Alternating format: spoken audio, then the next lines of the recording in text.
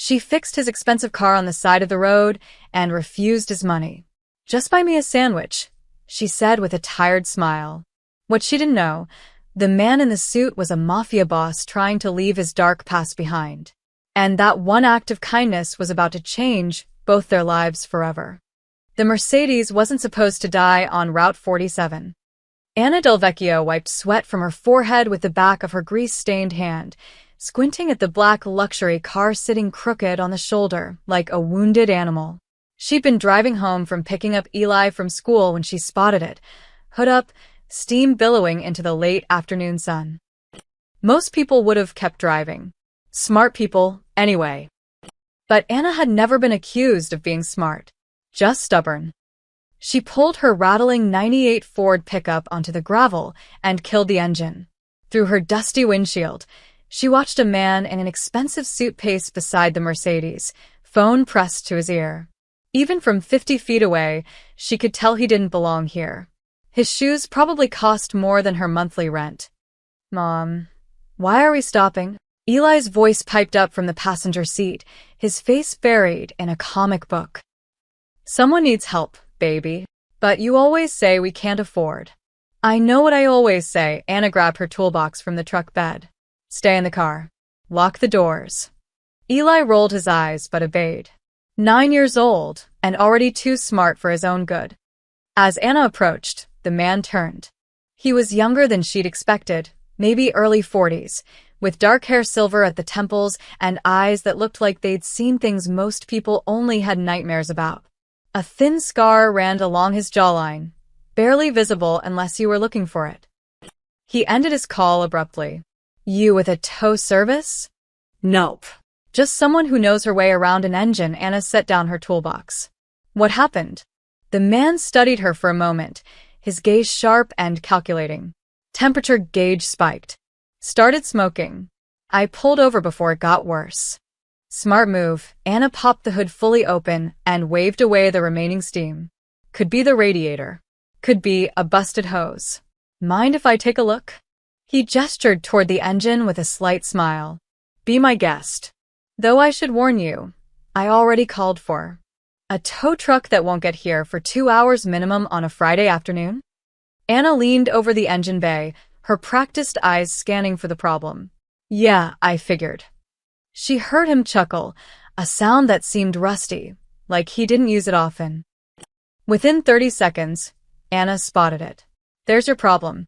Upper radiator hose split. See that crack?" She pointed to where coolant had sprayed across the engine block. "It's an easy fix if you've got the parts." "Which you don't." "Of course not." "Lucky for you. I've got a spare that'll work." Anna straightened up, pulling a rag from her back pocket to wipe her hands. "It's universal fit. Won't be pretty, but it'll get you where you need to go." The man's eyebrows rose. "You just happen to carry spare radiator hoses?" "I'm a mechanic. I carry everything." She walked back to her truck, aware of his eyes following her. Men always looked at her like she was some kind of circus act, a woman who could fix things they couldn't. She grabbed the hose and a jug of coolant from her organized chaos of a truck bed. Eli had pressed his face against the window, watching everything. "How much?" the man asked when she returned. "How much what?" "For the repair. The parts. Your time." He reached for his wallet, one of those slim leather things that probably held more cash than she made in a month. Anna held up a hand. "Put that away. I don't want your money." His hand froze. "Everyone wants money." "Well, I'm not everyone." She knelt beside the engine again, positioning the new hose. "But I am starving. Skipped lunch today because Eli had a dentist appointment and we were running late. So if you really want to pay me back, you can buy me a sandwich from Mickey's Diner about 5 miles up the road. Best turkey club you'll ever have." Silence.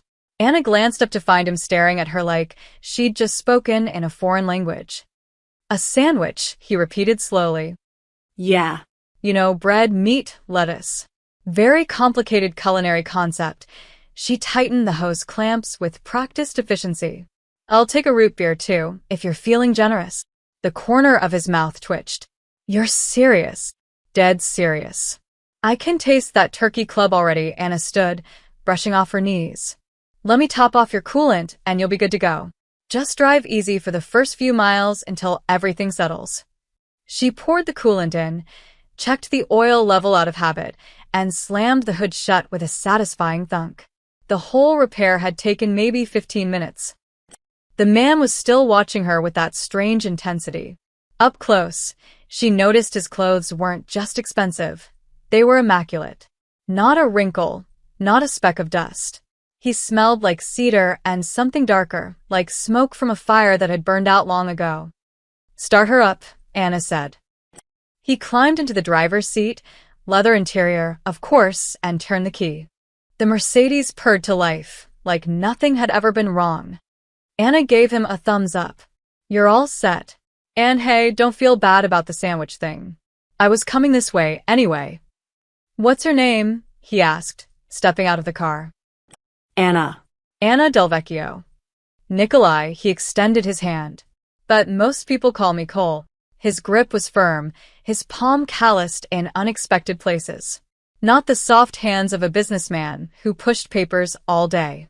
These were hands that knew work, maybe not her kind of work, but work nonetheless. "Well, Cole, you take care of that hose. Get it properly replaced when you can." Anna picked up her toolbox. "And seriously, Mickey's Diner. 5 miles north. They close at 9-inch. I'll remember." That something flickered across his face. Surprise, maybe, or curiosity. "Thank you, Anna." She waved him off and headed back to her truck, where Eli was practically bouncing in his seat. "Who was that guy?" Eli demanded as she climbed in.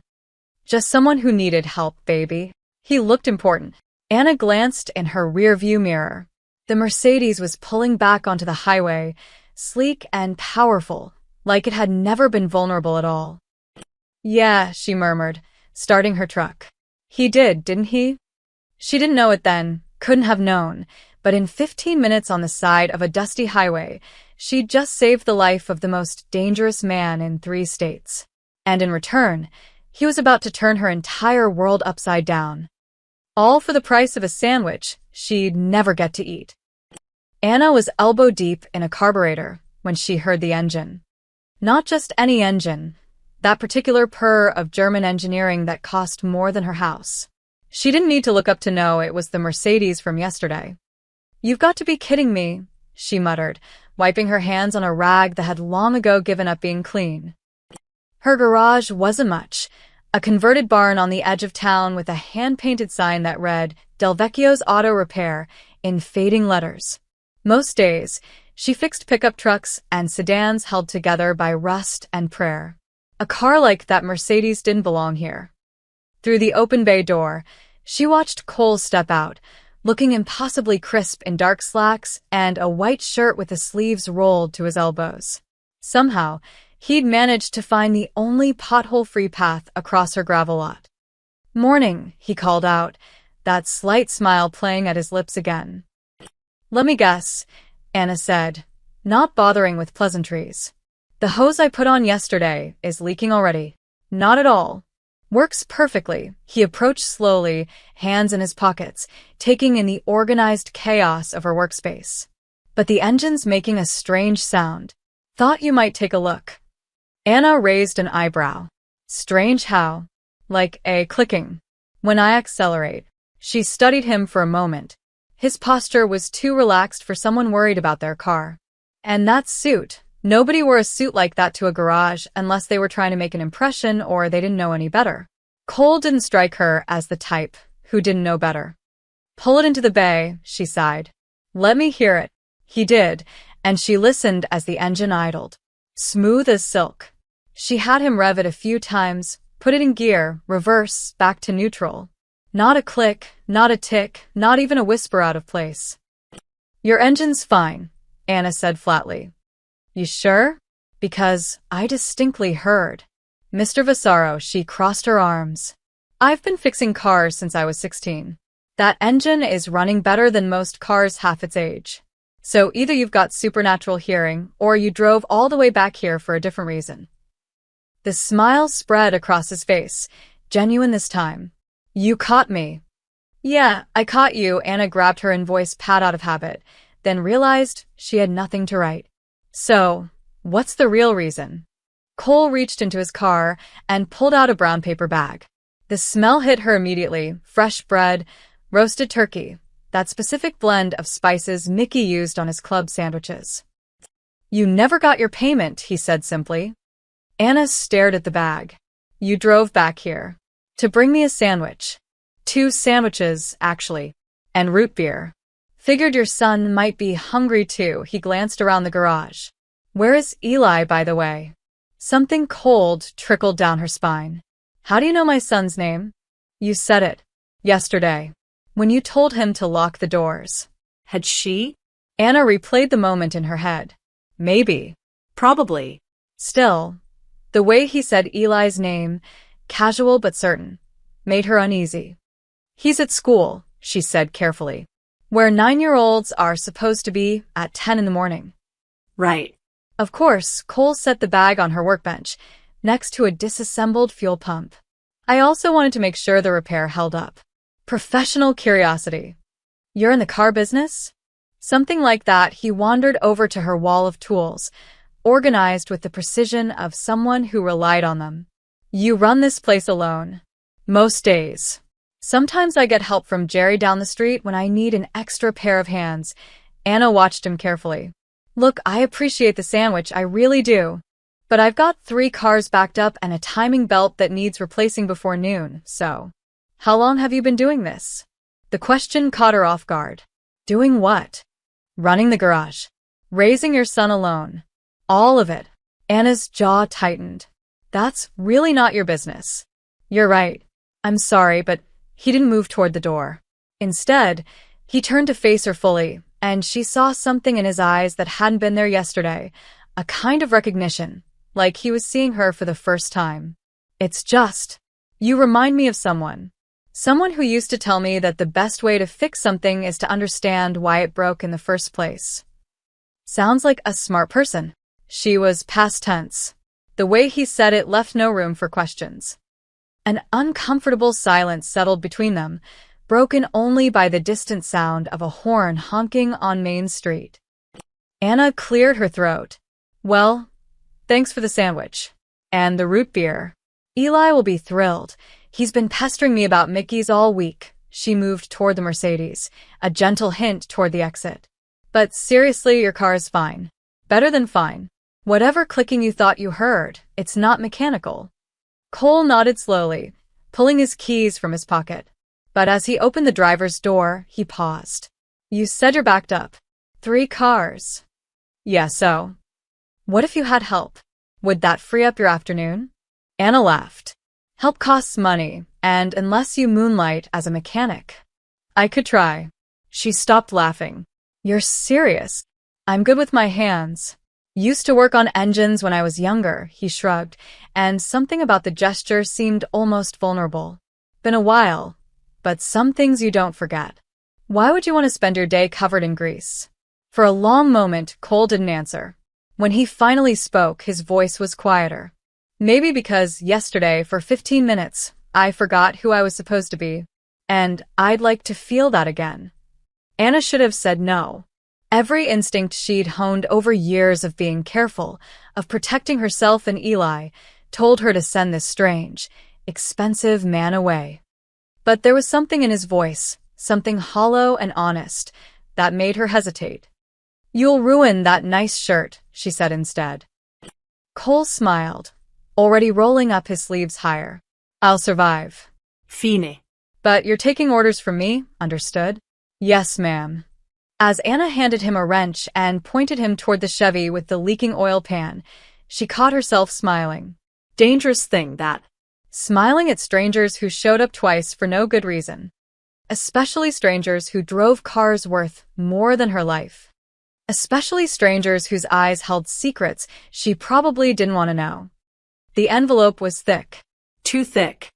Anna found it wedged under her front door when she got home that evening, her back aching from a long day and her mind still replaying the strange sight of Cole Vasaro changing oil with the careful precision of a surgeon.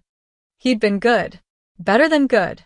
His hands moved like they remembered things his mind had forgotten, tightening bolts with exact pressure, checking fluid levels with practiced efficiency. They'd worked in comfortable silence most of the afternoon, and when Eli had arrived after school, Cole had simply nodded at him and kept working. Eli had watched him like he was a fascinating science experiment. Now, standing in her dim hallway with that envelope in her hands, Anna felt her stomach twist. She knew what it was before she opened it.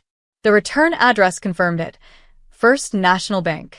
The same bank that had been sending her increasingly urgent letters for 3 months. But this letter was different.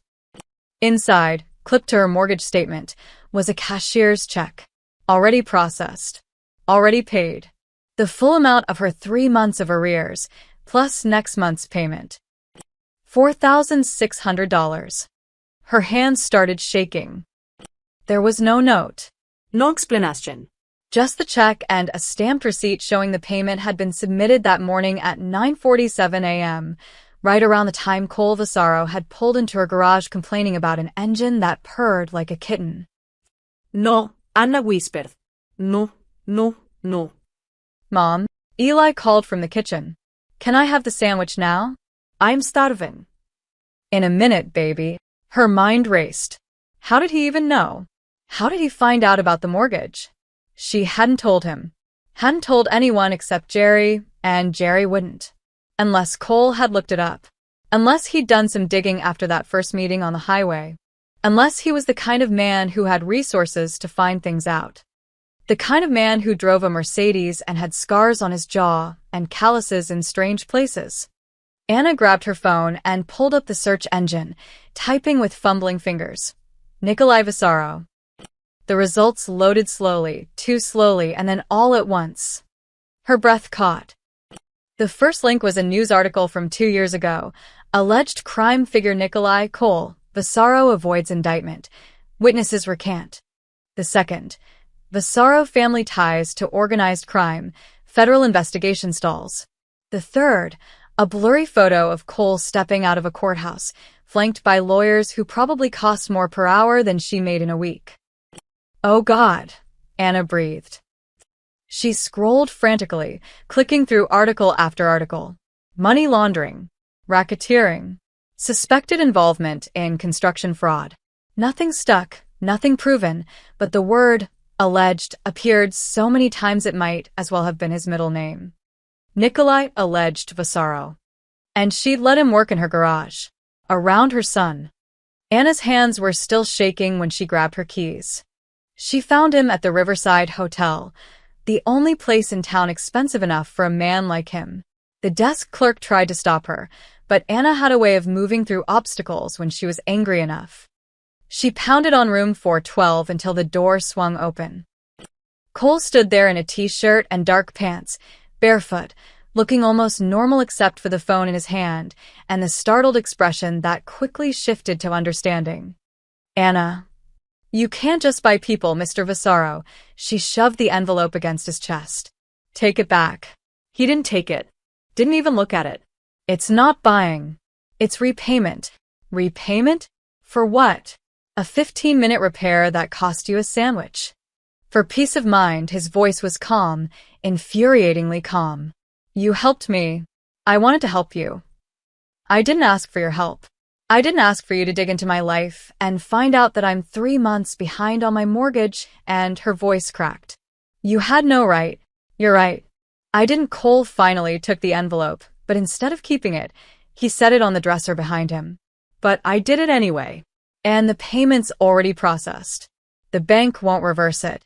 Anna felt tears burning behind her eyes and hated herself for it. Why? Why would you do this?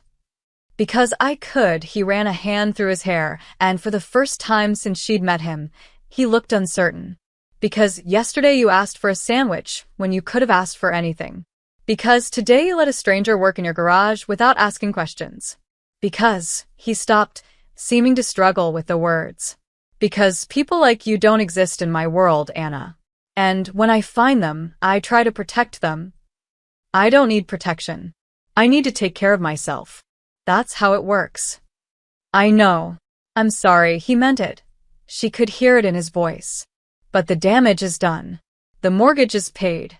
You can be angry at me for that, and you have every right. But don't punish yourself by letting the bank come after your house when the problem's already solved. Anna swiped at her eyes angrily. I looked you up. I know who you are. What you are. Something shifted in his expression. The warmth disappeared, replaced by something harder, more guarded. Then you know why you should stay away from me. Yeah. I do. Good, but he didn't sound like it was good. He sounded like he'd just lost something. Anna turned to leave, then stopped. For what it's worth. The man who fixed cars in my garage today? He seemed like a good person. But I don't know if he's real, or if he's just another thing you're good at pretending to be. She didn't wait for an answer. Didn't want one. As she walked down the hotel corridor, her phone buzzed. A text from an unknown number. Keep the payment. Please. Consider it repayment for something I can't get back. A few hours of being someone better than I am. Anna deleted the message. But she didn't return the envelope. And lying in bed that night, watching Eli sleep peacefully in the next room, in a house that wouldn't be taken from them, she hated herself a little for that. For accepting help from a man whose hands had fixed engines today, but had probably broken other things she didn't want to imagine. For wondering if someone dangerous could still be good. For hoping, against all logic, that she might see him again. 3 days passed before Anna saw him again. 3 days of telling herself she was relieved. 3 days of jumping every time an expensive car drove past her garage. 3 days of Eli asking, "Where's that guy who helped you?" until she snapped at him to focus on his homework. Then, on Tuesday morning, Cole walked through her garage door carrying 2 coffee cups and a white paper bag. Anna was underneath a Dodge Ram, cursing at a stubborn brake line. She rolled out on her creeper and found him standing there, looking less polished than before. Jeans, a dark Henley, work boots that had actually seen work. "I come in peace," he said, holding up the offerings. "Mickey's coffee. Still hot. And those cinnamon rolls you mentioned to Eli last week." Anna sat up slowly. "You're joking." "I don't joke about cinnamon rolls." He set them on her workbench. "Look, I know you said to stay away. And I will if that's really what you want.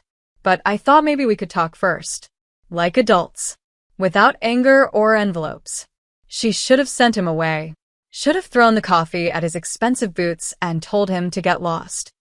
Instead, she wiped her hands and took the cup. The coffee was perfect. Cream, no sugar, exactly how she liked it. Which meant he'd been paying attention. Dangerous thing that. 5 minutes, Anna said. Then I've got work to do. Fair enough. Cole leaned against her workbench, careful not to disturb her organized tools.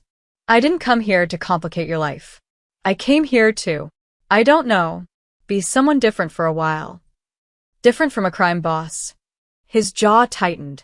I've never been convicted of anything. That's not a denial. No, he admitted quietly. It's not. Anna took a long sip of coffee, studying him. In this light, he looked tired. There were shadows under his eyes she hadn't noticed before, and that scar on his jaw seemed more pronounced. Why here? Why my garage? There are probably 100 mechanics between here and wherever you actually live. Because you asked for a sandwich, he said it simply, like it explained everything. Do you know what people usually ask me for? Money. Power. Favors that cost them their soul. You asked for a sandwich and meant it. He trailed off, searching for words. That's rare. It was just a sandwich. No. It was proof that people like you still exist. Before Anna could respond, the sound of a school bus squealing to a halt made them both turn.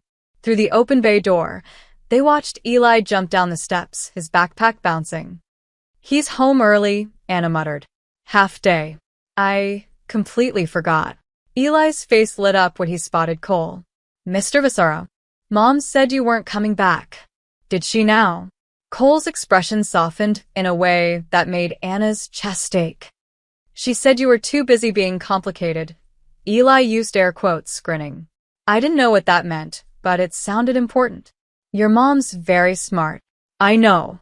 She fixed Mrs. Patterson's car when it died in the church parking lot and wouldn't even take the money. Mrs. Patterson baked us cookies instead. Eli dropped his backpack and eyed the white bag. Are those Mickey's cinnamon rolls? They are. Your mom said they were your favorite. Eli looked at Anna with hopeful eyes. She sighed. Fine. One roll, then homework. As Eli grabbed his prize and disappeared into the small office that doubled as her break room, Cole smiled. He's a good kid. Yeah. He is. Anna's voice softened. His dad would have been proud. How long has it been? For years. Construction accident. Wrong place, wrong time, faulty scaffolding. She stared into her coffee cup. The company settled for barely enough to bury him. Said they weren't liable because he'd signed a waiver. That's legal? Yeah. Fair? No, Anna shrugged, but her shoulders stayed tight. That's life. You deal with what comes and you keep moving. For Eli. That's all that matters. Cole was quiet for a long moment. When he finally spoke, his voice was rough. My mother used to say something similar. Before she died, that the only thing worth protecting in this world was family. She sounds wise. She was. Until my father's business killed her. He caught Anna's questioning look and shook his head. Long story. Wrong story for a Tuesday morning. But Anna saw it, a flash of pain so raw it made her forget, just for a moment, what he was. Made her see only what he'd lost. Look, she said carefully, I can't have you in my life. Not regularly. Not with Eli. It's too risky. I understand. But, she hesitated. If you want to grab coffee sometimes. Talk. Like normal people. I guess that wouldn't be the worst thing. Something lit up in his eyes. Normal people? Don't push it, Vasaro.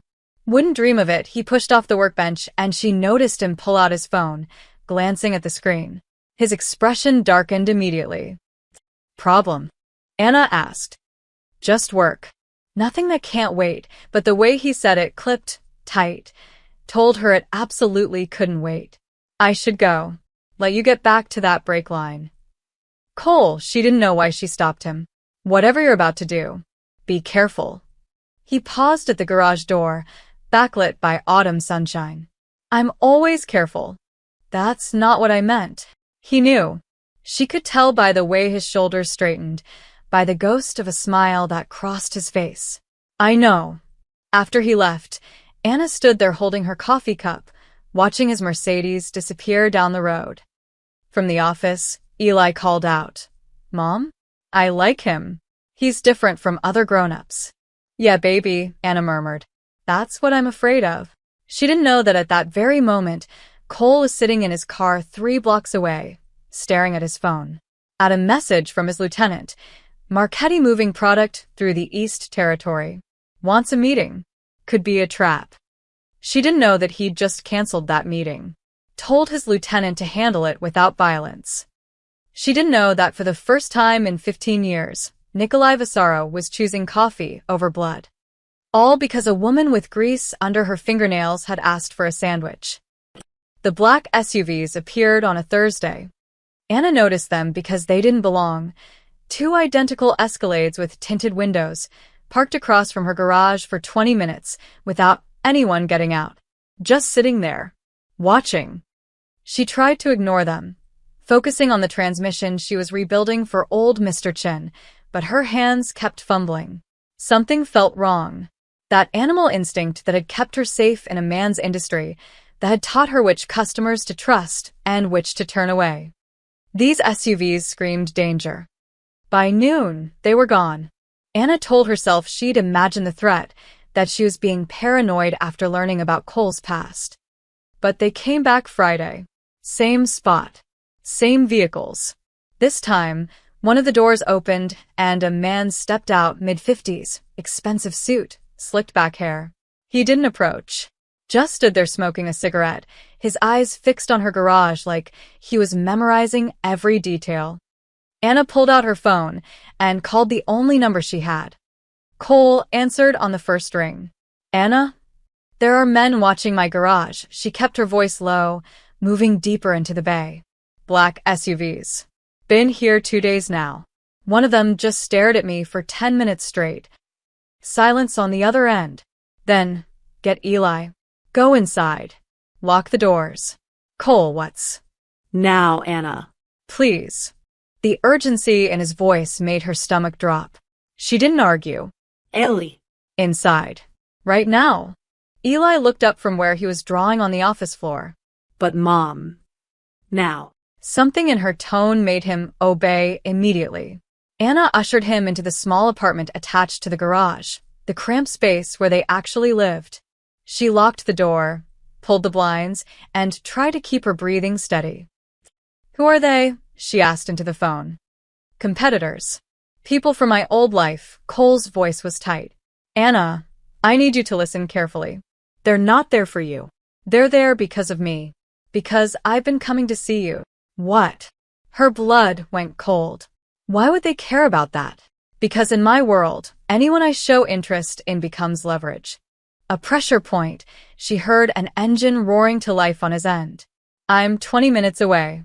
Don't open the door for anyone. If they approach, what? Cole, you're scaring me. Good. You should be scared. These aren't good people, Anna. And you are. The words came out sharper than she intended. A pause. No. I'm not. But I won't let them touch you or Eli. I promise you that. The line went dead. Anna pulled Eli close, feeling his small body trembling against hers. Through a crack in the blinds, she could see one of the SUVs still parked across the street. The smoking man had been joined by another, younger, broader, with tattoos creeping up his neck. Mom, who are those people? Ellie whispered. I don't know, baby. But we're going to stay right here until they leave. Is it because of Mr. Vasaro? Anna's heart clenched. Her 9-year-old son, too smart for his own good, putting pieces together she'd tried to keep separate. Maybe. I don't know. Is he bad? Like criminal bad? She wanted to lie. Wanted to tell him Cole was just a businessman, that everything was fine, that the world was safe and fair and good. But she'd never lied to Eli before. Wasn't about to start now. I think he used to be, she said carefully. But I also think he's trying to be different. People are complicated, Eli. They're not just good or bad. The kids at school say their parents are good or bad. Mrs. Henderson says there's always a clear right and wrong. Mrs. Henderson hasn't lived enough life yet. Anna smoothed his hair back. Sometimes good people make bad choices. Sometimes bad people try to make good ones. It's all just messy. 15 minutes crawled by. Then 20. Anna was about to call the police. Consequences be damned. When she heard it. The Mercedes. Cole's car pulled up fast, parking directly in front of her garage. He got out, and Anna's breath caught. This wasn't the man who'd brought her coffee and cinnamon rolls. This was someone else entirely. His jaw was set, his movements precise and predatory. He walked straight toward the SUVs without hesitation. The two men straightened, cigarettes dropping. Words were exchanged, too far away for Anna to hear, but close enough to see Cole's body language. He wasn't backing down, wasn't showing fear. The broad man with neck tattoos stepped forward, getting in Cole's face. For a moment, Anna was certain she was about to witness violence. Then Cole pulled out his phone, showed them something on the screen, and everything changed. The tattooed man stepped back. The older one's expression shifted from threatening to uncertain, maybe even afraid. More words, sharp gestures. Then both men retreated to their SUVs. The engine started. The vehicles pulled away, disappearing down Main Street like they'd never been there at all. Cole stood in the middle of the road for a long moment, shoulders tight, before turning toward her garage. Anna unlocked the door before he could knock. Are they gone? She demanded. Yes, he looked exhausted. They won't come back. How can you be sure? Because I made them understand that you're off limits. That touching you would be the last mistake they ever made, he said it matter-of-factly, like he was discussing the weather. Anna's stomach twisted. What did you show them? On your phone? Proof that I still have resources. That I'm not as removed from that world as they thought. His eyes met hers, and she saw something close to shame there. I didn't want to do that. I've been trying to distance myself, to be cleaner. But when it comes to protecting you and Eli... Stop, Anna held up a hand. Just stop. You can't protect us, Cole. You can't fix this. Because the problem isn't those men out there. The problem is that knowing you puts us in danger in the first place. Anna. No. Listen to me, her voice cracked. I like you. God help me, I actually like you. But I can't have my son afraid in his own home. I can't have men in SUVs watching my garage. I can't live looking over my shoulder, wondering if today's the day your past catches up with all of us. Cole's face fell. You're right. You're absolutely right. So this ends. Now. Today, even as she said it, her heart was breaking. No more coffee. No more visits. We go back to being strangers. If that's what you want, it's not about what I want. It's about what's safe. He nodded slowly, taking a step back. I understand. I'll stay away. But Anna, if you ever need anything, if you're ever in trouble, I'll call the police. Like a normal person. The ghost of a sad smile crossed his face. Right. Normal. He turned to leave, and Anna almost called him back. Almost told him that she'd spent the last 20 minutes more terrified than she'd been since the day they buried Eli's father. Almost admitted that despite everything, she felt safer when he was near. But she didn't. Because some distances exist for a reason. And some men, no matter how hard they try to change, carry shadows too dark to outrun. For 2 weeks, Anna didn't hear from Cole. 2 weeks of telling herself it was better this way. 2 weeks of Eli asking where he went. 2 weeks of her garage feeling emptier, even when it was full of cars. She buried herself in work, brake jobs, oil changes, a complete engine rebuild on a '67 Mustang that should have been exciting, but just felt like a distraction. Jerry stopped by on Tuesday, took one look at her face, and asked if she wanted to talk about it. She didn't. Then, on a rainy Saturday afternoon, Eli made everything worse. Anna was in the apartment's tiny kitchen, making grilled cheese for lunch, when Eli's voice called from his room. Mom? Who's Nikolai Vasaro? Her stomach dropped. Why are you asking? Because I Googled him. Anna abandoned the sandwiches and rushed to Eli's room, where he sat cross-legged on his bed with her old laptop, his face illuminated by the screen's glow. Eli, you can't just... You said he was trying to be different. But Mom, look at this. He turned the laptop toward her. The screen showed an article from the Detroit Free Press, dated 6 months ago. Vasaro empire expands. Federal probe continues as business holdings grow. Anna's hands went cold as she scrolled. The article detailed Cole's network, shell companies, construction firms, shipping operations. Legal businesses, mostly, but with alleged ties to organized crime, mentioned in every other paragraph. There's more, Eli said quietly, clicking to another tab. This article was older, from 5 years back. Bloody turf war ends with Vasaro consolidation. 3 dead in Detroit warehouse. Then another. Federal witness disappears before Vasaro trial. And another. Construction fraud investigation stalls. Key evidence missing. Anna felt sick. She'd known Cole was dangerous. Had known he came from a dark world. But seeing it laid out like this, the violence, the corruption, the bodies, made it real in a way her imagination hadn't. Mom, Eli's voice was small. The construction fraud thing. That article says the company was called Grant and Vasaro Construction. It says they used cheap materials and people got hurt. Workers fell because scaffolding broke and... Stop, Anna's voice came out strangled. Just stop reading. But Eli was already looking at her with those 2 smart eyes. Dad died from faulty scaffolding. From a construction accident. What if? No, Anna grabbed the laptop, closed it with shaking hands. No, Ellie. Don't even think it. That was a different company. A different accident. But what if it wasn't? What if Mr. Vasaro's company? Eli, stop. She said it too sharply and Eli flinched. Anna immediately softened, pulling him close. Baby, I know you're scared. I am too. But we can't jump to conclusions. Your dad's accident was investigated. The company responsible was called Bridgemont Construction. Not Grant and Vasaro. Completely different. You sure? I'm sure. She kissed the top of his head, even as her mind raced. I'm going to make some calls, okay? Just to be safe. But I need you to promise me you won't go digging around on the internet anymore. Some things aren't meant for kids to see. I'm not a kid, Mom. I'm 9-inch. You're my kid. And I need to protect you. Even from information. She tilted his face up to meet her eyes. Promise me. Okay. I promise. But after Eli went to bed that night, Anna couldn't help herself.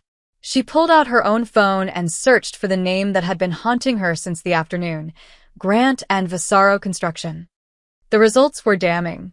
The company had been dissolved 7 years ago amid multiple lawsuits, faulty materials, code violations, injured workers. There were testimonies from families who'd lost loved ones. Photos of collapsed scaffolding. Legal documents that went nowhere because witnesses vanished or changed their stories. And there, in one article's sidebar, was a photo from the company's early days, 2 men shaking hands in front of a construction site. One was older, gray-haired, identified as Marcus Grant. The other was younger but unmistakable, Nikolai Vasaro, maybe in his mid-30s, before the silver in his hair, before the weight in his eyes. Anna's hands trembled as she scrolled further, looking for any connection to Bridgemont Construction, for any link to the accident that had killed her husband. She found nothing concrete. Different companies, different ownership structures, different accidents separated by years and geography. But the timing was close, and the methods, cheap materials, cut corners, disappearing evidence, were identical. At 2 a.m., unable to sleep, Anna pulled out the box she kept hidden in her closet. The box with Tom's death certificate, the police report, the settlement paperwork from Bridgemont Construction. She read through everything with fresh eyes, looking for connections she'd been too grief-stricken to see for years ago. Bridgemont Construction, owned by a holding company called Riverside Development, which was owned by another shell company, and another. The trail disappeared into a maze of corporate structures that would take a lawyer weeks to untangle. But one name appeared in the fine print of the settlement agreement, listed as a consulting firm that had provided the investigation, Grant Consulting Services. Grant. Anna's breath caught. It could be a coincidence. Grant was a common name. Could be completely unrelated to Marcus Grant, Cole's former partner. Or it could mean that Cole's old company had somehow been involved in covering up the accident that killed her husband. She sat on her bedroom floor, surrounded by papers, as dawn light started creeping through the windows. Her phone was in her hand before she could stop herself. Cole's number pulled up on the screen. Her finger hovered over the call button. She needed answers. Needed to know if the man who'd paid her mortgage and brought her coffee had any connection to the worst day of her life. But calling him meant opening a door she'd just closed. Meant pulling him back into her life when she'd finally pushed him out. Anna stared at the phone for 10 full minutes. Then she pressed dial. The phone rang once. Twice. On the third ring, Cole's voice answered, rough with sleep. Anna? What's wrong? I need to see you, she said, her voice steadier than she felt. Now. And I need you to tell me the truth about something. A pause. What kind of truth? The kind that might make me hate you. Silence stretched between them, heavy and dangerous. When Cole finally spoke, his voice was quiet and resigned. I'll be there in 20 minutes. Cole arrived in 19 minutes. Anna met him outside, away from the apartment where Eli slept. The pre-dawn air was cold, and fog hung over the empty street like a curtain. Cole looked like he hadn't slept. Same clothes as yesterday, hair disheveled, that careful composure cracked around the edges. Anna, whatever you found. She thrust the papers at him. Grant and Vasaro Construction. That was your company. He took them slowly, his face unreadable in the dim light from her garage. It was. A long time ago. 7 years. That's not that long, her voice shook. You built things with cheap materials. Cut corners. People died, Cole. Workers fell from scaffolding that shouldn't have passed inspection. I know, he said it quietly, without defense. That's why I left. Why I dissolved the partnership with Marcus Grant. But you didn't go to the police. Didn't make it right. You just walked away and let him keep operating under different names, and his hands clenched into fists. My husband died 4 years ago. Construction accident. Faulty scaffolding. And the company that covered it up used Grant Consulting Services for their investigation. Cole's eyes widened. Anna, did you know? The question ripped out of her. When you met me on that highway, when you came to my garage, when you paid my mortgage, did you know that your old partner might have been involved in killing Tom? No, he said it firmly, meeting her eyes. I swear to you, I didn't know. I haven't had contact with Marcus Grant in 6 years. After I left the company, I tried to distance myself from everything he built, everything we built together. But you knew what he was doing. You knew he was still operating. I suspected, but I had no proof. And by then he stopped, jaw tight. By then I was too deep in other things. Things that seemed more urgent. I told myself it wasn't my problem anymore. Anna laughed bitterly. Convenient. You're right. It was convenient. And cowardly, Cole handed back the papers. But Anna, I need you to understand something. When I met you, when I kept coming back, it wasn't guilt. It wasn't some elaborate scheme. You reminded me of why I wanted out of that life in the first place. You are everything I stopped being. That doesn't change what you did, what you let happen. No. It doesn't. He pulled out his phone, his expression shifting from defensive to determined. But maybe I can start changing it now. If you'll let me. What are you talking about? Marcus Grant. If he's still using the same playbook, still cutting corners and covering up accidents, there will be evidence. Paper trails. Witnesses who are afraid to come forward. Cole started typing rapidly. I still have contacts. People who owe me favors. We can find proof. Anna stared at him. You want justice for your husband. I want to make amends for standing by while people got hurt. That means we want the same thing. He looked up from his phone. But I need you to trust me. Just for this. Just long enough to get the truth. Every instinct told her to say no. To send him away and never look back. But the image of Tom's face swam in her mind, his laugh, his hands that had been so gentle with Eli, the way he'd kiss her forehead before leaving for work each morning. If you're lying to me, Anna said slowly, if this is some kind of manipulation, then you'll never see me again. And you'll take everything you find to the police. Cole's voice was steady. I'm not asking you to trust me as a friend. I'm asking you to trust that I'm tired of being the person I've been. And that starts with fixing what I broke.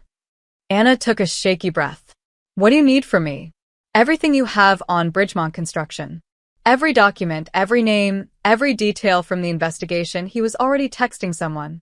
I'm calling in a favor from a journalist I know, someone who specializes in corporate fraud. And I've got a contact inside the Construction Workers Union who's been trying to build a case against Grant's network for years. That won't be enough. He's covered his tracks before. That's because no one's ever had inside knowledge. Cole's eyes met hers, and she saw something dangerous flickering there. I know how Marcus operates. I know the shell companies he uses, the inspectors he bribes, the lawyers who make evidence disappear. I helped build that system, Anna, which means I know exactly how to tear it down. 20 minutes later, they were in Anna's tiny kitchen, documents spread across the table, while Cole made call after call. Each conversation was brief, coded, but effective. By the time the sun fully rose, he'd assembled a network, an investigative journalist named Sarah Chin, a union organizer named Mike Torres, and a whistleblower from inside one of Grant's current companies, someone Cole identified only as a friend who's been waiting for the right moment. This is insane, Anna muttered, watching him work. Yesterday I told you to stay away. Now we're planning to take down your former business partner. Life's funny that way. Cole accepted a cup of coffee she handed him, their fingers brushing briefly. For what it's worth, I'm sorry. For all of it. For being part of a system that hurt people. for not stopping it sooner. 4. Don't, Anna cut him off. Apologies are just words. Show me with actions. I will. By noon, Sarah Chen arrived, a sharp-eyed woman in her 40s with a recorder and a laptop. She listened to everything, took copies of all Anna's documents, and made notes with the efficiency of someone who'd done this 100 times. This is good, Sarah said finally. But we need more. We need current evidence that Grant's companies are still operating the same way. We need witnesses willing to go on record. Cole's phone buzzed. He glanced at the screen and something shifted in his expression.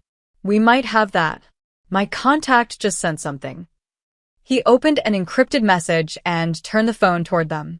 Anna's breath caught. It was a photo of internal documents, safety inspection reports that had been falsified, invoices for substandard materials marked as premium grade, and a list of incidents that had been buried with payoffs and legal threats. All dated within the last 6 months. All from a company called Bridgemont Development Group, the current iteration of the company that had killed Tom. He's still doing it, Anna whispered. Cole's jaw clenched. Not for much longer. Sarah was already typing, her fingers flying across the keyboard. I can have this story ready in 48 hours. But Cole, if I publish this, if I name Grant and his network, it's going to make waves. Big ones. People will ask how I got this information. Your name might come up. Let it. Cole's voice was steel. I'm done hiding from what I was. Time to face it. Anna looked at him, really looked at him, and saw something she hadn't seen before. Not the dangerous man who'd scared away SUVs. Not the businessman who paid mortgages. Just someone trying to do one right thing in a lifetime of wrong ones. 48 hours, Anna said. Then we take him down. The article dropped on Wednesday morning. Sarah Chen's headline screamed across every major news outlet. Construction empire built on blood. Grant network exposed in decades-long fraud scheme. Anna read it on her phone while making Eli breakfast, her heart pounding with each paragraph. Sarah had done her job perfectly, naming names, citing documents, including testimony from workers who'd been injured and families who'd lost loved ones. Tom's accident was mentioned, along with dozens of others. By 9 a.m., the story had gone viral. By 10 a.m., federal investigators announced they were reopening multiple cases. By noon, Anna's phone started ringing with numbers she didn't recognize, reporters, lawyers, victim advocacy groups. She ignored them all, focusing on getting through the day, getting Eli to school, opening the garage, pretending everything was normal even though her hands shook every time she thought about what they'd unleashed. Cole texted at 1 p.m., "Stay alert. Grant will retaliate. I've got people watching your place." Anna wanted to text back to ask what kind of retaliation, but Eli's school called first. "Ms. Delvecchio? This is Principal Morrison. We've had a situation." Anna's blood went cold. "Is Eli okay?" "He's fine, but there was a man here earlier asking questions about him. Claimed to be doing a survey about after-school programs, but our secretary felt uncomfortable. We asked him to leave, but I wanted you to know." Anna was in her truck before the principal finished talking. She picked Eli up early, ignoring his protests, and drove straight home. As they pulled into the garage, she noticed it immediately. Her office window, the one facing the street, was cracked. Not broken, just cracked, like someone had thrown something small and hard at it. A warning. "Mom, what's wrong?" Eli asked, sensing her tension. "Nothing, baby. Go inside and lock the door. Don't open it for anyone but me." She waited until Eli was safely in the apartment before examining the window. On the ground below, she found a rock with a rubber band wrapped around it. Attached to the rubber band was a note. "Back off, or the next one goes through the kid's bedroom." Anna's hands were shaking so badly she almost dropped it. She pulled out her phone to call Cole, but before she could dial, a car pulled up, not Cole's Mercedes, but a silver Lexus she didn't recognize. The driver got out, and Anna's stomach sank. He was mid-50s, distinguished-looking in an expensive suit, with graying hair and cold blue eyes. Marcus Grant. She recognized him from the photos she'd found online. Ms. Delvecchio, his voice was smooth, professional. I think we should talk. Get off my property. I just want to clear up some misunderstandings. He took a step closer, hands visible and non-threatening, but Anna could see the calculation in his eyes. That article this morning, very unfortunate. A lot of false information being spread by disgruntled former employees and… My husband died because of your company's negligence, Anna's voice was steel. There's no misunderstanding about that. Grant's expression didn't change. I'm sorry for your loss. Truly. But that accident was investigated thoroughly and found to be an unavoidable tragedy. The settlement your family received was hush money to make me go away quietly. It was fair compensation. His tone hardened slightly. And I'd hate to see you lose more by pursuing baseless accusations. You have a son to think about. A business. A home you nearly lost before someone mysteriously paid your mortgage. The implication hung in the air like poison. Are you threatening me? Anna demanded. I'm reminding you that actions have consequences. You've aligned yourself with some very dangerous people, Ms. Delvecchio. Nikolai Vasaro isn't the reformed businessman he's pretending to be. He's using you to settle old scores. Grant pulled out a business card, setting it on her workbench. When you realize that, when this all falls apart, call me. I take care of people who are smart enough to know when to stop. He walked back to his car with the unhurried confidence of a man who'd never faced real consequences. Anna stood there, shaking with rage and fear, until his Lexus disappeared down the street. Then she called Cole. He was here, she said without preamble. Grant. At my garage. Cole's voice turned to ice. What did he say exactly? Anna told him everything. The cracked window, the note, Grant's visit. When she finished, the silence on the other end was more terrifying than any response. Cole. I'm coming over. Don't go anywhere. Don't open the door for anyone. What are you going to do? What I should have done 6 years ago. The line went dead. Anna paced her garage for 20 minutes before Cole arrived, not alone, but with 3 other vehicles. Men she didn't recognize stepped out, all wearing casual clothes but moving with the coordinated efficiency of soldiers or worse. Cole's face was hard as granite. Pack a bag. You and Eli are coming with me. What? No. This is my home. Grant just threatened your son, Anna. He's not bluffing. When men like him feel cornered, they lash out at the weakest targets. His eyes softened slightly. Please. Just for a few days. Until I can make sure he understands that touching you would be the biggest mistake of his life. By doing what? Starting a war? By reminding him that I still have resources. And that I'm willing to use them. Cole stepped closer, his voice dropping. You wanted me to fix what I broke. This is part of it. Grant learned his methods from me. How to intimidate, how to threaten, how to make people disappear into legal red tape. Which means I know exactly how to fight him. Anna looked at his face, at the cold determination there, and realized she was seeing the real Nikolai Vasaro. Not the man who brought coffee. Not the reformed criminal trying to change. But the person he'd been before. Dangerous, calculating, and utterly ruthless. I don't want Eli around violence, she said quietly. Neither do I. That's why he'll be somewhere safe while I handle Grant. Cole glanced at his men, who'd positioned themselves around the garage perimeter. But we need to move. Now. Grant showing up personally means he's desperate. And desperate men don't stop with warnings. Anna thought of Eli inside, probably doing homework and completely unaware that their world was imploding. Thought of Tom, who died because men like Grant valued profits over lives. Thought of all the families who'd suffered because people stayed silent out of fear.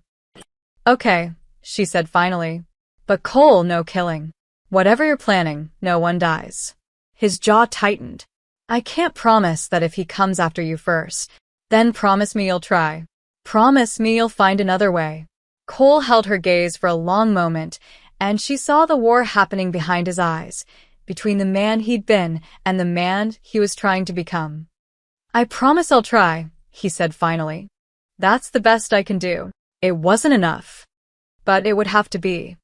Cole took them to a safe house 30 miles outside town, a modest ranch home that looked ordinary from the outside but had security cameras on every corner and reinforced doors that clicked with heavy locks. Anna spent 3 days there with Eli, watching news coverage of the scandal spreading like wildfire. More victims came forward. Federal agents raided Grant offices in 4 states. The Attorney General announced a task force specifically targeting construction fraud.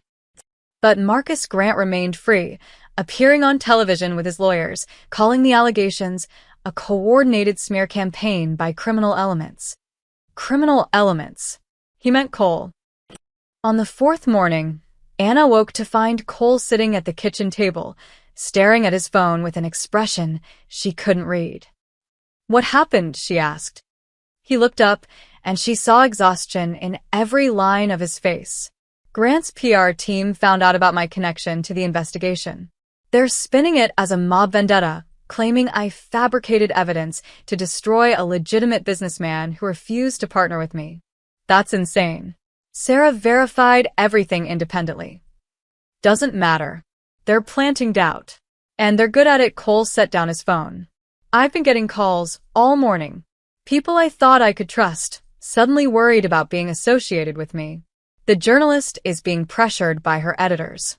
The union organizer received threats. The whistleblower vanished, probably paid off or scared off."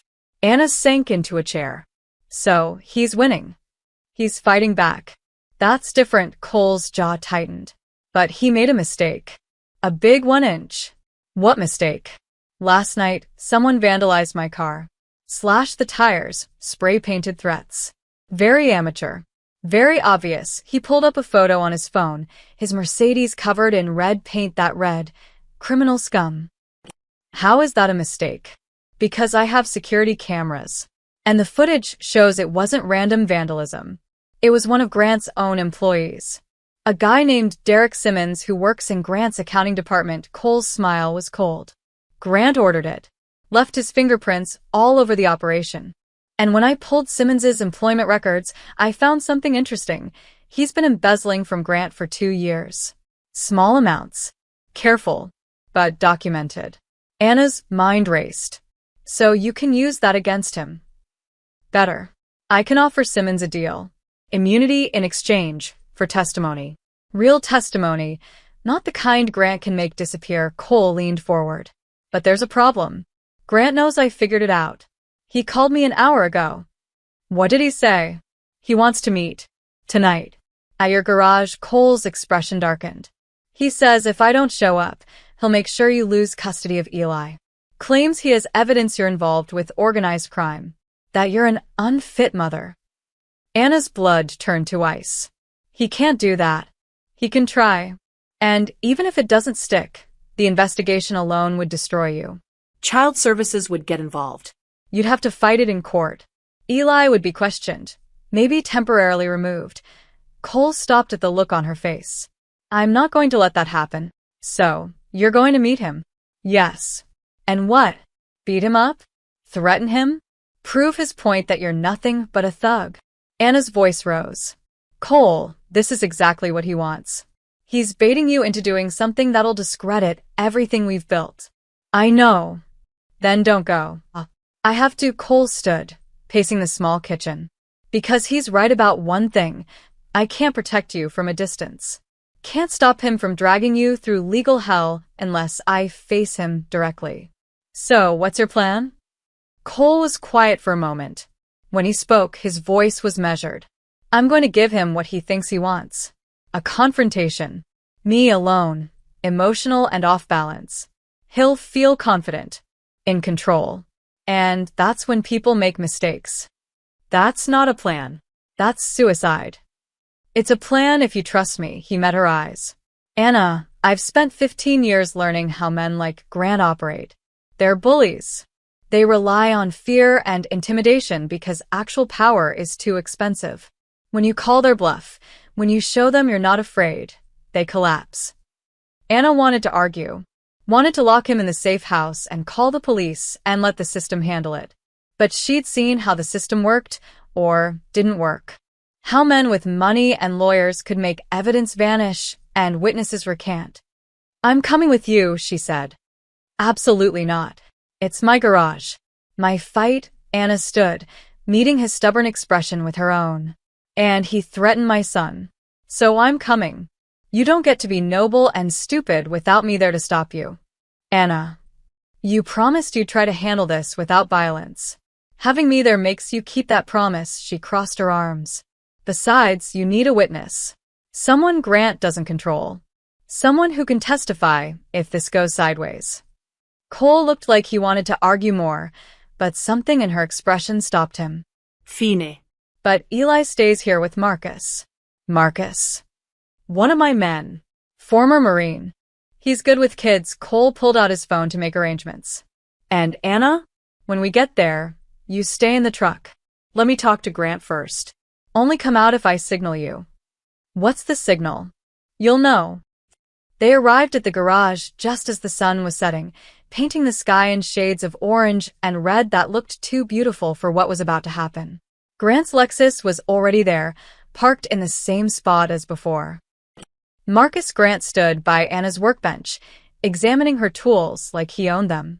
He looked up as Cole approached, that same cold smile on his face. "Nikolai, right on time. And you brought the lady. How gallant." Anna stayed in the truck as promised, but kept the window down so she could hear. "Let's skip the pleasantries," Cole said, his voice level. "You wanted to talk. So talk. I want you to back off. Stop feeding lies to the press. Stop digging into my businesses.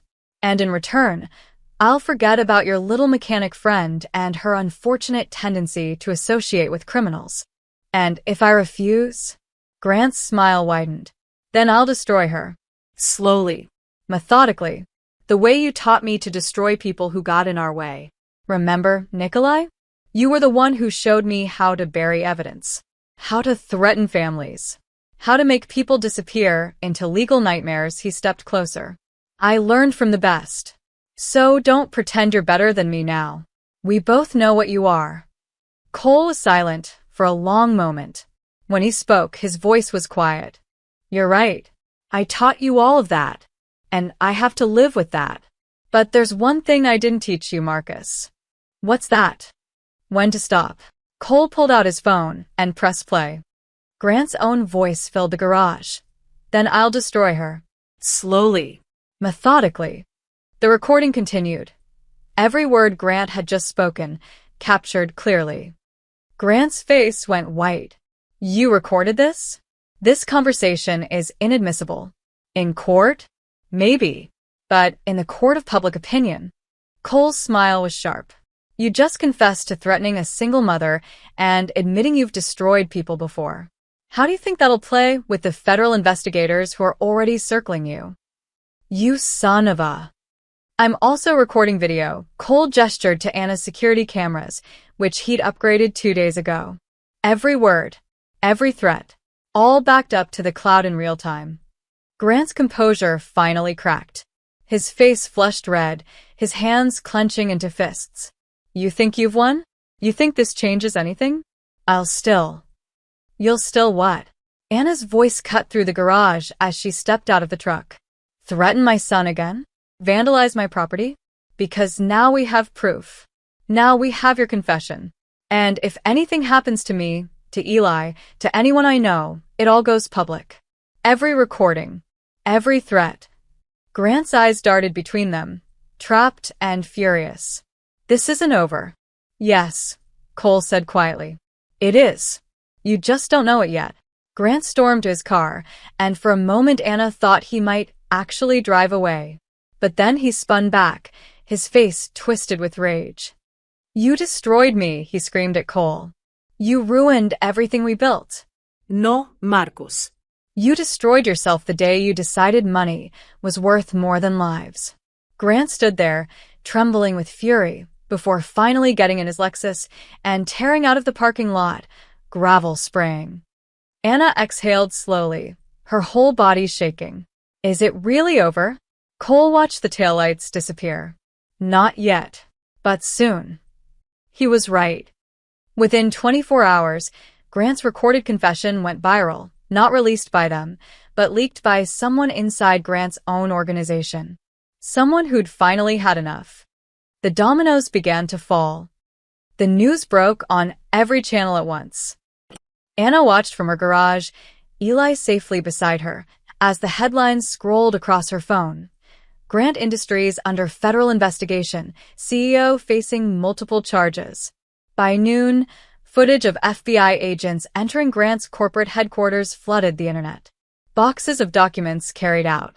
Employees escorted outside. Marcus Grant himself, flanked by lawyers, refusing to answer reporters' questions as he ducked into a black car. But that was just the beginning. Within hours, more dominoes fell. The whistleblower who'd vanished reappeared, this time with legal protection and a detailed testimony about years of fraud. 3 more construction workers came forward with evidence of falsified inspections. A former Grant accountant released internal emails showing deliberate cost-cutting that violated safety codes. Sarah Chen published a follow-up article with a damning headline, "The Grant Method: How One Man's Greed Cost Hundreds Their Lives and Livelihoods." Anna read it with trembling hands. There, in the middle of the article, was Tom's story. Not just another statistic, but a full paragraph about the husband and father who'd kissed his family goodbye one morning and never came home.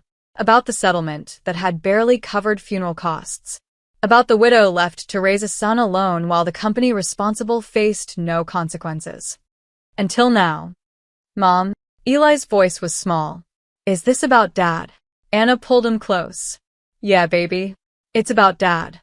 And a lot of other people's dads and moms and families." "Are the bad guys going to jail?"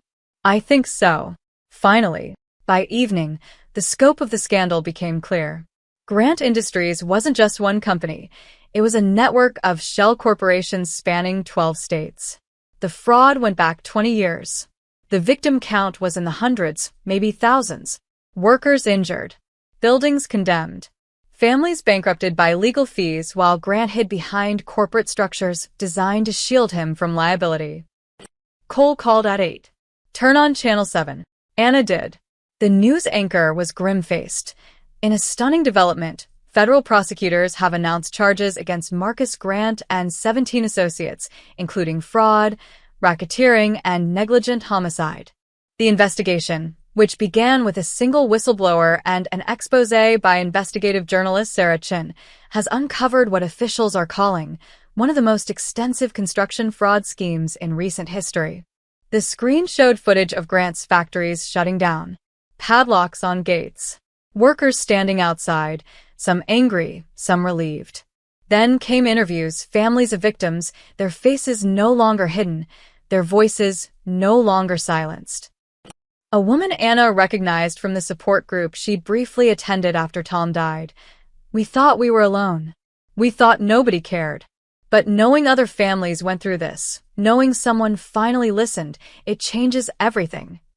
Anna's eyes burned with tears. "Anna?" Cole's voice was soft through the phone. "You still there?" "I'm here," she wiped her face. "Is it really happening? Are they really going to pay for what they did?" "The legal process will take time. Trials, appeals. But yes, Grant won't walk away from this. None of them will," he paused. "There's something else. The prosecutors want to talk to you. Your testimony about Tom's accident, the settlement, the connections we found, it's crucial to the case." Anna's stomach tightened. "I'll do it. Whatever they need.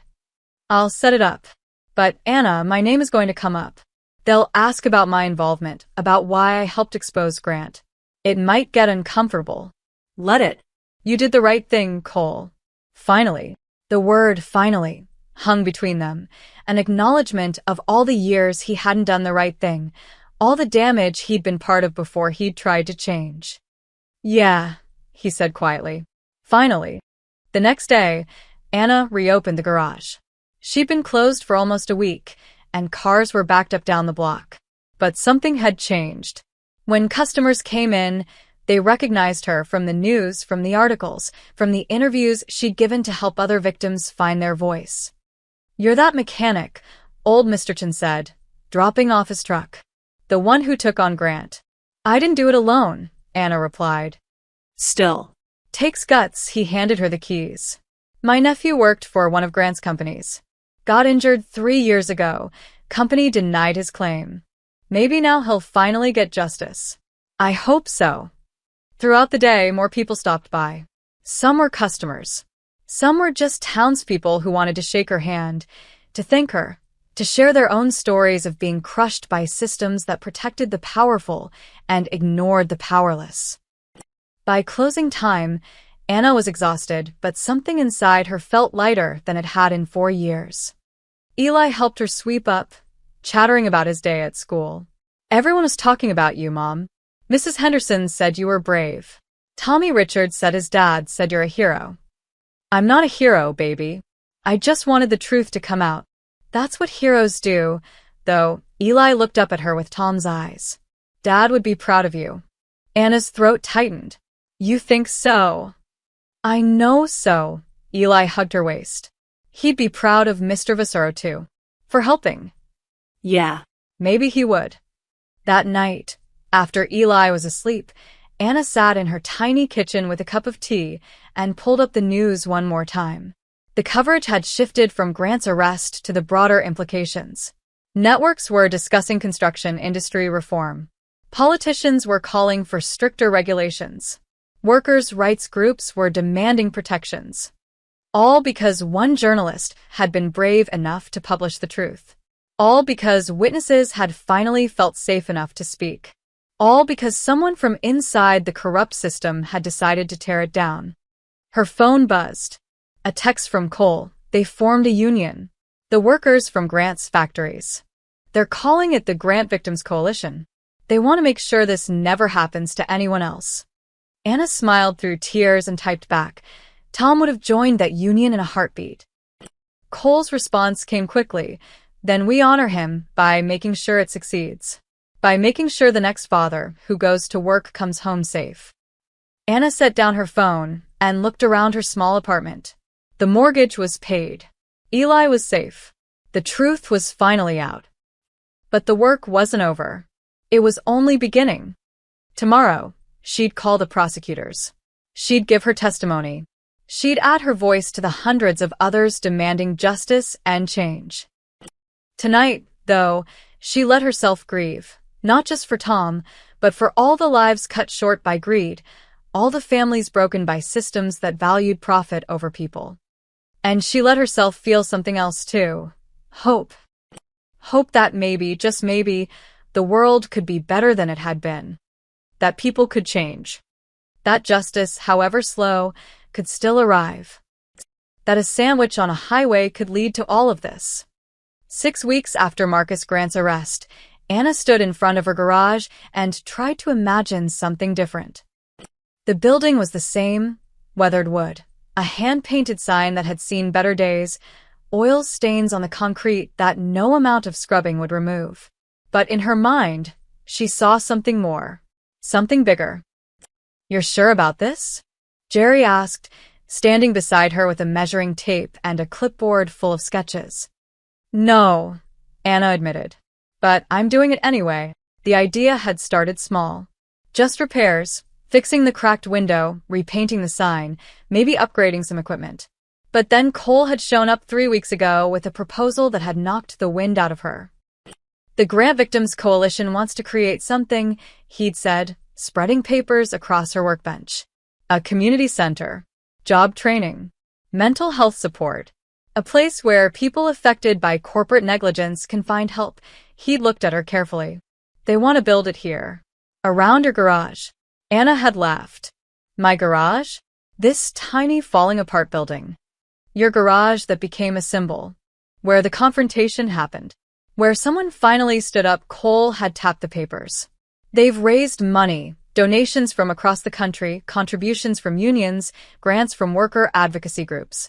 Enough to buy the surrounding properties, expand the building, and turn this into something that matters. And what do I get out of it? You'd run the automotive training program. Teach people real skills. Give them a chance to build lives like you built yours. He'd smiled slightly.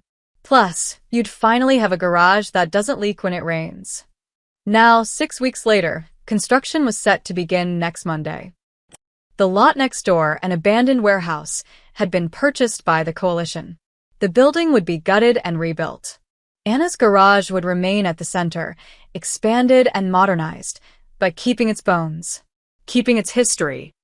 Mom, Eli's voice carried from inside. Mr. Vasaro's here. Anna turned to see Cole's Mercedes pulling up, but this time he wasn't alone. Sarah Chin stepped out of the passenger seat, camera crew following behind.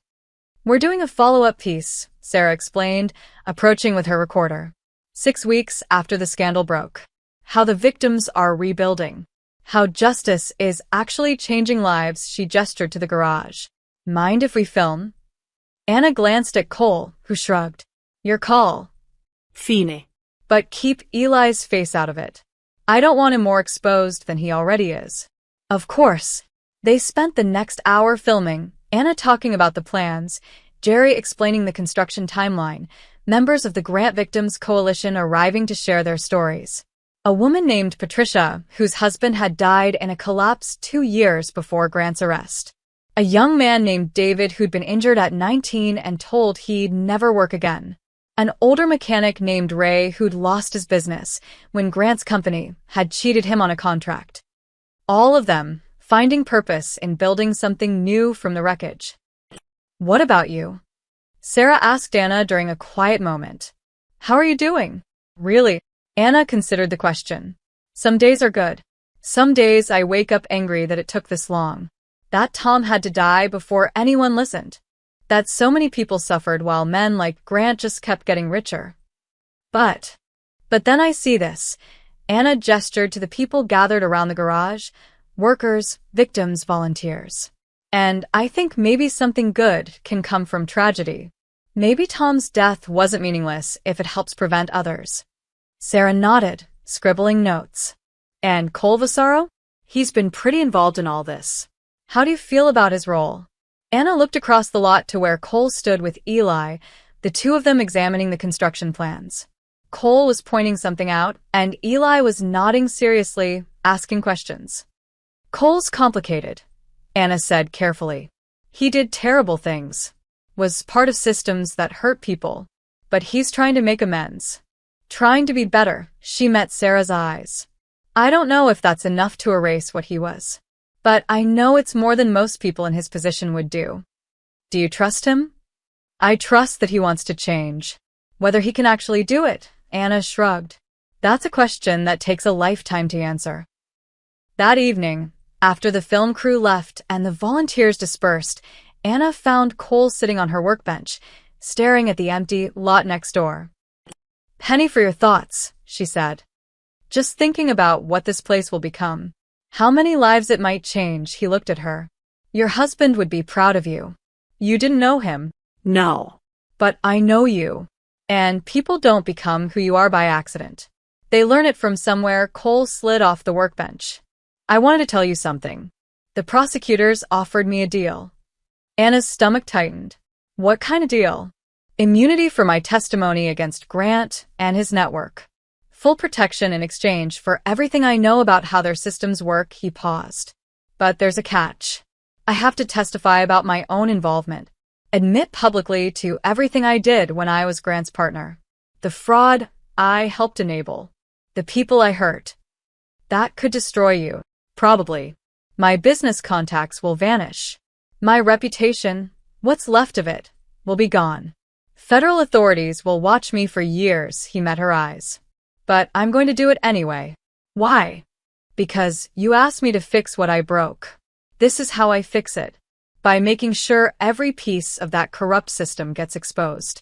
Even the pieces I built. Anna studied his face, the determination there, but also the fear. Cole Vasaro, the man who'd faced down thugs and criminals without flinching, was afraid of the truth. When? She asked. Trial starts in 2 months. I'll testify probably 6 weeks after that. He smiled weakly. Plenty of time to get my affairs in order. What will you do after? After the testimony? Cole was quiet for a long moment. I don't know. Maybe disappear for a while. Maybe try to build something legitimate. If anyone will work with me, he looked around the garage. Maybe stick around here and learn to fix cars properly. You could use an assistant. Anna laughed despite herself. You want to be my apprentice? Why not? I'm good with engines. And I work cheap. You work for sandwiches. Best currency there is. They stood in comfortable silence, watching the sun set over the empty lot that would soon become something hopeful. Cole, Anna said quietly. Thank you. For all of it. For helping get justice for Tom. For helping all those families. For trying to be better. Thank you for giving me a reason to try. Eli appeared in the doorway, backpack slung over one shoulder. Mum, I'm hungry. Can we get Mickey's? Anna glanced at Cole. Want to join us? They make a pretty good turkey club. Cole's smile was genuine this time. I've heard that. Never actually tried 1 inch. Then it's about time you did. The three of them piled into Anna's truck, worn seats, rattling engine, radio stuck on the country station, and drove through town toward Mickey's diner. And for the first time in 4 years, Anna felt like maybe, just maybe, everything was going to be okay. 4 months later, the grand opening arrived on a perfect spring morning. Anna stood in front of the transformed building, barely recognizing it. What had once been her small, struggling garage was now something extraordinary. The old barn structure remained, carefully restored, its weathered wood treated and preserved, but it had been expanded on both sides. Clean white walls. Large windows flooding the workspace with natural light. Modern equipment gleaming in neat rows. But it was the sign above the entrance that made her throat tighten.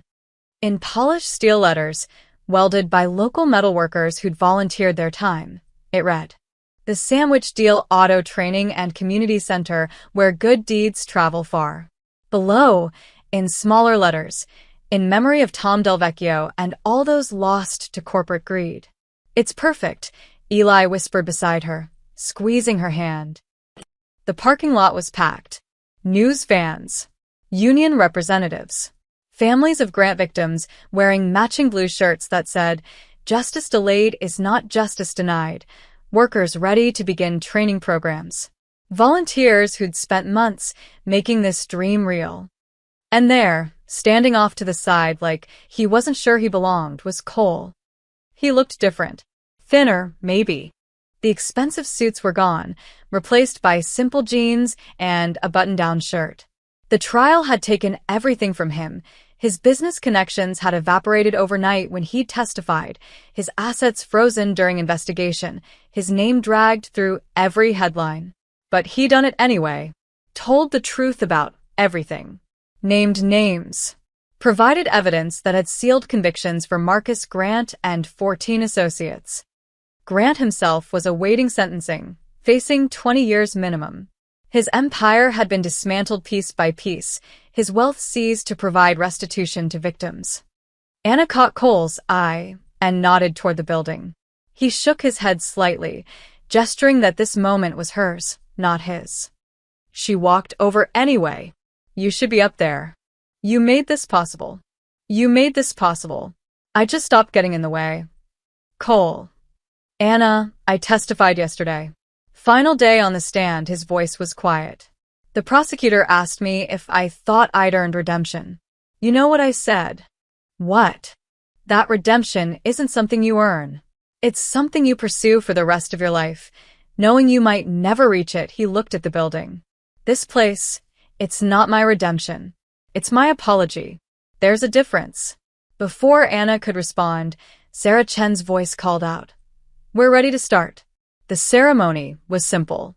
A local pastor said a blessing. Patricia, who'd lost her husband, cut the ribbon with shaking hands. Ray, the older mechanic, spoke about second chances and communities that lift each other up. Eli read a short speech Anna had helped him write about his father, his voice cracking only once. Then Anna stood at the podium, looking out at the sea of faces. For months ago, I was just trying to survive, she began. Trying to keep my garage open, raise my son, and get through each day without breaking. I didn't think I could change anything. Didn't think my voice mattered in a world where men with money and power made all the rules. She paused, finding Cole in the crowd. Then someone reminded me that sometimes the smallest actions create the biggest ripples. That asking for what you need, even if it's just a sandwich, can open doors you didn't know existed. That standing up, even when you're afraid, gives other people permission to stand up too. Anna's voice strengthened. This center isn't just about fixing cars. It's about fixing systems. About teaching skills, yes, but also teaching people that they deserve safety, Dignity. justice, that their lives matter more than profit margins, that when corporations hurt them, someone will fight back. Applause erupted. Anna saw tears on faces throughout the crowd, people who'd lost loved ones, who'd been injured, who'd spent years being told their pain didn't matter. We're going to train 50 workers in the first year, Anna continued. Mechanics, welders, electricians. Real skills that lead to real careers with fair wages and safe conditions. We're going to provide counseling for families dealing with loss, legal aid for people fighting corporate negligence. And we're going to make sure that what happened to my husband, to all our loved ones, never happens again. More applause. Louder now. So welcome to the sandwich deal, Anna finished, smiling through tears. Where we believe that small acts of kindness can change the world. Where we prove that ordinary people can beat extraordinary corruption. Where good deeds really do travel far. The crowd surged forward as the doors officially opened. Anna watched people stream inside, some to enroll in training programs, some just to see what hope looked like in physical form. Cole appeared at her elbow. You did good. We did good. Anna, he hesitated. I'm leaving town for a while. Few months, maybe longer. I need to figure out who I am now. What I can build that isn't tainted by what I was. Her heart sank, but she understood. Where will you go? Not sure yet. Somewhere quiet. Somewhere I can work with my hands and not think too much. He pulled an envelope from his pocket. But I wanted you to have this first. Inside was a deed. Anna's eyes widened as she read. The property next door. The warehouse lot, everything the coalition had purchased. All transferred to a trust in Eli's name. Cole, I can't. It's not a gift. It's an investment.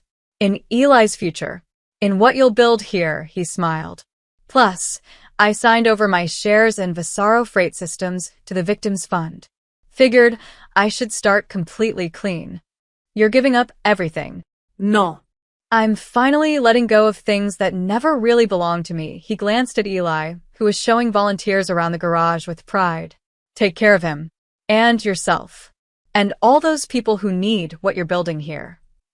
I will, Anna's voice wavered. Will you come back? Eventually? Maybe. If I figure out how to be someone worth coming back, as Cole squeezed her shoulder gently. But Anna? Even if I don't, thank you. For the sandwich I never ate. For the second chance I didn't deserve. For reminding me that people like you exist in the world. He walked away before she could respond, climbing into an old pickup truck, not his Mercedes, which had been sold months ago, and driving slowly down Main Street. Anna watched until the truck disappeared, then turned back to the sandwich deal. Inside, laughter and conversation echoed. Tools hummed. Lives were beginning to rebuild. Eli ran up, breathless and excited. Mom. Ray says I can start learning basic mechanics next summer. And Patricia wants to know if we need help with the community dinners. Tell her yes. Tell everyone yes. Anna pulled him close, looking up at the sign gleaming in the morning sun. We've got room for everyone here. As they walked inside together, Anna thought about the strange journey that had brought them here. A broken-down Mercedes on a dusty highway. A man trying to outrun his past. A simple request for a sandwich that had somehow unraveled decades of corruption and built something beautiful from the ruins.